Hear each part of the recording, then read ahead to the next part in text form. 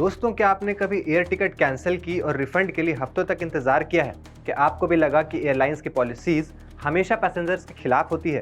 तो अब ध्यान से सुनिए, क्योंकि 2026 में एयर ट्रैवल के रूल्स बदल गए हैं। Directorate General of Civil Aviation यानी डीजीसीए ने एयर टिकट रिफंड के नए नॉर्म्स जारी किए हैं। ये फैसला तब लिया गया जब पैसेंजर्स की कंप्लेन लगातार बढ़ रही थी, खासकर रिफंड डिले और हिडन चार्जेस को लेकर।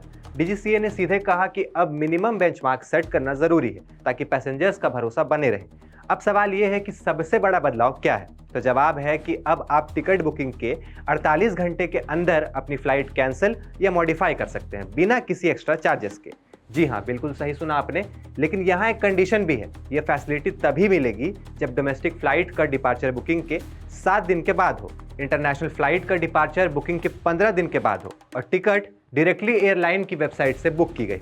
साथ ही 48 घंटे के बाद नॉर्मल कैंसिलेशन चार्जेस लगेंगे। लेकिन एक और बड़ी राहत यह है कि अगर बुकिंग के 24 घंटे के अंदर नाम में छोटी सी गलती हो जाती है तो एयरलाइन कोई भी एक्स्ट्रा चार्ज नहीं ले सकती। बस कंडीशन वही है कि टिकट एयरलाइन के ऑफिशियल वेबसाइट से बुकिंग होनी चाहिए। अब इसमें सबसे इंपॉर्टेंट अपडेट ये है कि अगर पैसेंजर या सेम पीएनआर पर listed family member travel period के दौरान हॉस्पिटलाइज हो जाए तो एयरलाइन को रिफंड या क्रेडिट शेल देना होगा। इसका मतलब कि मेडिकल इमरजेंसी में पैसा नहीं डूबेगा। बाकी केसेस में रिफंड तब मिलेगा जब फिटनेस सर्टिफिकेट एयरलाइन के एरोस्पेस मेडिसिन स्पेशलिस्ट या डीजीसीए इम्पैनल्ड एक्सपर्ट से अप्रूव हो। तो दोस्तों, 2026 का यह नया रिफंड रूल्स पैसेंजर्स के लिए एक बड़ा रिलीफ है। अब एयरलाइंस को ट्रांसपेरेंट रहना होगा और पैसेंजर्स को मिलेगा ज्यादा कंट्रोल।